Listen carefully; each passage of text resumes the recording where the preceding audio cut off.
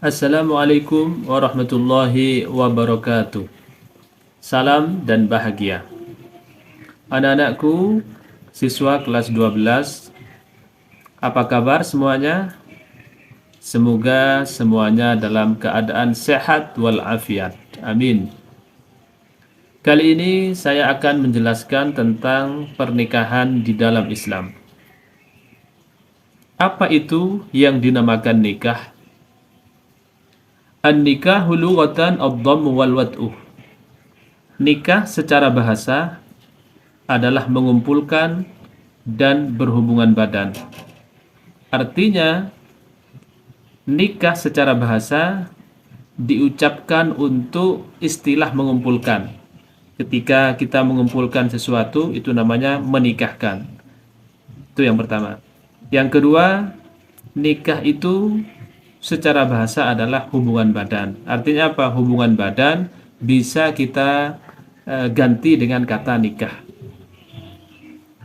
Wa syar'an aqdun yatadammanu ibahata wad'in bilafdhi inkahin aw tazwijin aw tarjamatihi.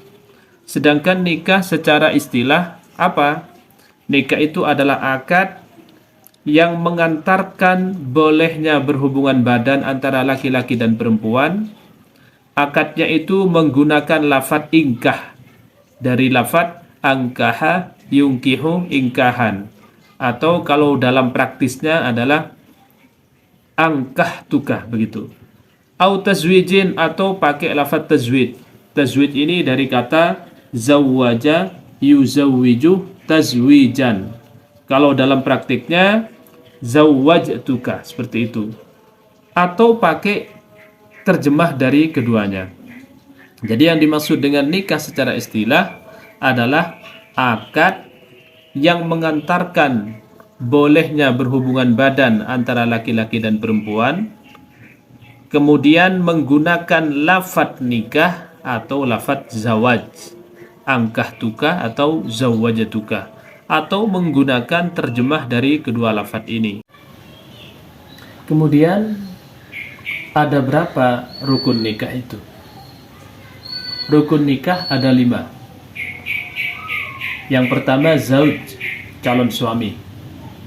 Yang kedua zaujah, calon istri. Yang ketiga wali. Yang keempat 2 saksi. Dan yang kelima sighah atau bentuk ucapan. Atau kalau dalam bahasa Indonesia sering diucapkan dengan ijab kabul. Jadi ijab kabul itu adalah sighah, karena sighah itu ada 2. Ada ijab dari orang yang menikahkan, yakni wali, dan ada kabul, yakni dari calon suami. Rukun nikah yang pertama yaitu calon suami atau zauj. Ada berapa syarat daripada calon suami ini? Syarat dari calon suami ada 7. Yang pertama, dia tidak sedang ihram, tidak sedang ibadah haji ataupun ibadah umroh. Yang pertama. Yang kedua, tidak ada paksaan. Dia melakukan pernikahan itu dengan kehendaknya sendiri. Yang ketiga, laki-laki tersebut ditentukan. Maksudnya laki-laki tersebut ditentukan bagaimana? Calon suami harus benar-benar ditentukan. Jadi dalam pernikahan harus diucapkan begini, saya nikahkan putri saya dengan Muhammad bin Abdullah. Itu kan ditentukan. Ditentukan calon suaminya itu namanya Muhammad, anaknya Abdullah. Jadi kalau seandainya calon suaminya itu tidak ditentukan, misalnya bilang, saya nikahkan putri saya dengan salah satu dari 2 laki-laki itu, maka tidak sah. Kenapa? Karena tidak ditentukan. Kemudian yang keempat, wa ilmuhu bismil mar'ati au ainiha. Calon laki-laki itu mengetahui nama calon perempuannya atau dia tahu langsung calon perempuannya. Yang kelima, wa ilmuhu bihilliha lahu. Dia mengetahui kalau perempuannya itu bisa dihalalkan. Dia tahu kalau perempuan itu bukan mahramnya. Dia tahu kalau perempuan itu bukan istrinya orang, maka itu yang dimaksud dengan dia mengetahui dengan kehalalan perempuan tersebut. Kemudian yang keenam, wa dzukuratuhu yaqinan. Calon suami itu harus benar-benar berjenis kelamin laki-laki, bukan perempuan yang operasi kelamin sehingga menjadi laki-laki, bukan, tetapi harus laki-laki secara yakin. Kemudian yang ketujuh, syaratnya apa? Harus tidak ada antara suami dan calon perempuannya, tidak ada ikatan mahram. Jadi kalau ada ikatan mahram antara keduanya, maka akad nikahnya tidak sah. Jadi secara kesimpulan, syarat calon laki-laki ada 7. Yang pertama, tidak ihram. Yang kedua, tidak ada paksaan. Yang ketiga, harus ditentukan. Yang keempat, laki-laki itu mengetahui nama perempuan atau mengetahui perempuan itu secara langsung. Yang kelima, dia mengetahui kalau perempuan itu bisa dihalalkan, yakni tidak ada ikatan mahram atau perempuan itu bukan dalam ikatan dengan orang lain. Kemudian yang keenam, laki-laki itu benar-benar laki-laki secara yakin, bukan orang perempuan yang operasi menjadi laki-laki. Dan yang terakhir, antara laki-laki dan perempuan itu tidak ada ikatan mahram. Sekarang calon mempelai perempuan syaratnya ada 4. Yang pertama sama dengan syarat mempelai laki-laki, yaitu tidak sedang ihram, baik ihram haji ataupun ihram umroh. Yang kedua, syarat mempelai perempuan itu harus ditentukan. Ini pengertiannya sama dengan mempelai laki-laki. Artinya jangan sampai seorang wali mengatakan demikian, saya nikahkan kamu dengan salah satu dari putri saya. Maka mengatakan salah satu putri saya itu namanya tidak menentukan, maka tidak sah akad nikahnya. Kemudian yang ketiga, syaratnya apa? Mempelai perempuan itu syaratnya adalah dia tidak ada ikatan pernikahan dengan orang lain, dan dia tidak sedang melaksanakan iddah dengan orang lain. Kemudian yang terakhir, yang keempat, syaratnya mempelai perempuan itu apa? Dia benar-benar perempuan secara yakin, bukan orang laki-laki yang operasi kelamin kemudian menjadi perempuan. Sekarang wali nikah itu syaratnya ada berapa? Wali nikah syaratnya ada 8. Yang pertama, dia harus tidak ada paksaan, harus maunya sendiri menjadi wali itu. Yang kedua, dia harus merdeka, bukan budak, bukan hamba sahaya. Yang ketiga, dia harus laki-laki. Yang keempat, dia harus sudah mukallaf, yakni sudah balik dan sudah berakal. Yang kelima, dia tidak fasik. Maksudnya dia bukan orang yang pernah melakukan dosa besar dan bukan orang yang terus-menerus melakukan dosa kecil. Kemudian yang keenam, tidak ada cacat yang menimpa otaknya, baik karena pikun ataupun karena dungo.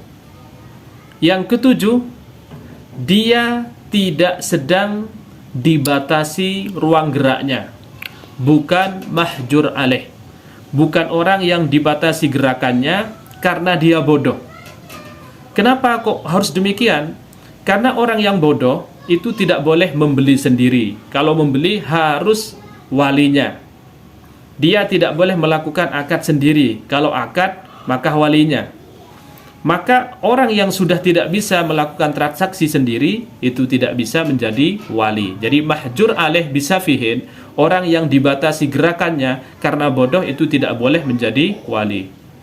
Dan yang kedelapan, syaratnya dia tidak sedang melaksanakan ihram, baik ihram haji maupun ihram umroh. Sekarang syaratnya 2 saksi itu apa? Syaratnya 2 saksi itu ada 2. Yang pertama, dia harus ahli di dalam bersaksi. Yang nomor dua, dia bukan orang yang harus menjadi wali. Maksudnya bukan orang yang harus menjadi wali itu apa? Kalau misalnya ada seorang perempuan, kemudian dia hanya punya saudara laki-laki satu, maka saudara laki-laki satu-satunya perempuan tersebut tidak boleh menjadi saksi dalam pernikahannya. Kenapa? Karena dia menjadi orang yang satu-satunya berhak menjadi wali daripada perempuan tersebut. Kemudian sekarang apa saja syarat-syarat menjadi saksi itu? Di dalam bab syahadah disebutkan bahwa syarat saksi itu ada 9. Yang pertama, syaratnya saksi itu harus merdeka, maka budak tidak berhak menjadi saksi. Yang kedua, syaratnya saksi itu harus adil. Yang dimaksud adil di sini adalah tidak pernah melakukan dosa besar atau tidak terus-menerus melakukan dosa kecil. Itu adil namanya. Jadi orang yang menjadi saksi harus adil. Yang ketiga, harus bisa melihat. Yang keempat, harus bisa mendengar. Yang kelima, harus bisa berbicara. Artinya apa? Kalau ada orang menjadi saksi, dia tidak mendengar, atau tidak bisa melihat, atau tidak bisa mengucapkan, maka sewaktu-waktu dibutuhkan persaksiannya, dia tidak akan bisa melakukan dengan baik. Kemudian yang keenam, syaratnya harus pintar, bukan orang yang bodoh. Yang ketujuh, harus punya muru'ah. Harus punya muru'ah. Muru'ah itu maksudnya adalah harus punya reputasi, harus punya harga diri. Yang dimaksud muru'ah itu apa? Adalah seseorang yang mempunyai perilaku yang sesuai dengan ratingnya. Orang yang mempunyai perilaku sesuai dengan ratingnya. Ratingnya kiai misalnya, itu seandainya melakukan tindakan yang biasanya tidak dilakukan rating kiai, misalnya makan di jalanan, tidak terhormat, maka dia sudah tidak punya harga diri, tidak punya muru'ah namanya. Jadi yang dimaksud muru'ah itu adalah perilaku yang sesuai dengan ratingnya, sesuai dengan zamannya, sesuai dengan tempatnya. Itu namanya muru'ah. Kemudian yang kedelapan, harus tidak sering lupa. Jadi orang yang menjadi saksi bukan orang yang pelupa. Dan yang kesembilan, harus bukan orang yang dicurigai. Jadi syarat saksi ada 9. Merdeka, adil, melihat, mendengar, bisa berbicara, pintar, punya harga diri, tidak sering lupa, dan bukan orang yang mencurigakan. Anak-anakku sekalian, sekarang syarat dari bentuk ucapan nikah itu apa? Syarat siwat nikah sama persis dengan syarat siwat jual beli. Hanya saja di dalam nikah itu lafadznya ditentukan. Harus pakai lafadz tazwid atau zawwajtuka. Juga boleh menggunakan lafadz ingkah, angkahtuka, atau terjemah dari keduanya, misalnya kawin dan lain sebagainya. Itu tambahannya. Sekarang, apa saja syarat-syarat dari bentuk ucapan jual beli yang sama dengan syarat-syarat bentuk ucapan pernikahan itu? Jadi, sigat jual beli yang pertama adalah syaratnya adalah alla yatakhallala bainal ijab wal qabul kalamun ajnabiyun. Antara ijab dan qabul tidak ada pemisah dengan kata lain. Maksudnya bagaimana? Antara ijab dan qabul tidak boleh ada perkataan lain. Ketika wali mengucapkan angkahtuka wa zawwajtuka makhtubataka bimahri alafi rupiah halan misalnya, langsung disambung oleh perkataan qabul dari mempelai laki-laki. Tidak boleh ada perkataan lain. Itu syarat sigot yang pertama. Kemudian yang kedua, tidak boleh antara ijab dan qabul ada diam yang lama. Artinya apa? Ketika ada ijab, qabul itu segera. Jangan dipisah dengan pemisahan yang lama. Yang ketiga, harus antara ijab dan qabul cocok dalam maknanya. Maksudnya pengertiannya itu cocok. Misalnya dikatakan di dalam ijab itu kontan, maka dalam qabul juga kontan. Seandainya di dalam ijab itu dikatakan tempo, maka dalam qabul juga harus dikatakan tempo. Itu syarat yang kedua. Yang ketiga, harus antara ijab dan qabul cocok dalam maknanya. Yang keempat, harus tidak ada ta'liq, tidak digantungkan. Saya nikahkan kamu dengan putri saya kalau kamu jadi orang sukses. Gak boleh. Tidak boleh di dalam syarat siwat itu ada ta'liq. Artinya tidak boleh digantung. Kemudian yang kelima, harus tidak ada ta'qid, tidak ada batas waktu. Saya nikahkan kamu dengan putri saya selama 1 tahun, gak boleh. Harus tidak ada ta'qid, tidak ada batas waktu. Kemudian yang keenam, alla yataghayyara al-awwalu qabla tsani. Dalam ijab itu tidak boleh berubah sebelum selesainya yang kedua, yakni qabul. Misalnya di dalam ijab awalnya itu maunya kontan, kok sebelum selesai ijabnya langsung berubah menjadi tempo, maka itu tidak boleh, tidak sah. Awalnya kontan, belum dijawab sudah dirubah menjadi tempo, maka itu tidak sah. Harus tidak berubah ijab itu sebelum selesainya yang kedua. Yang maksudnya qabul. Kemudian syarat yang ketujuh apa? Ayyatalaffadha bihaitsu yusmi'ahu bihaitsu yasma'uhu man biqurbihi. Dia harus mengucapkan ijab atau qabul itu dengan suara yang kedengaran, dengan suara yang nyaring sekiranya orang yang ada di sampingnya itu mendengar ucapannya. Tidak boleh terlalu pelan sampai gak didengar orang sama sekali. Kemudian yang kedelapan apa? Baqaul ahliyah ila wujudi syikil akhir. Harus benar-benar mempunyai keahlian menikah. Yang wali, syarat-syarat walinya itu benar-benar masih ada. Yang calon laki-laki, syarat-syarat menjadi calon laki-laki itu benar-benar masih ada selama proses ijab qabul. Kalau misalnya di tengah ijab qabul dia itu tiba-tiba gila, maka pernikahannya tidak sah. Kemudian syarat yang kesembilan apa? Wal khitabu, harus khitab. Saya nikahkan kamu.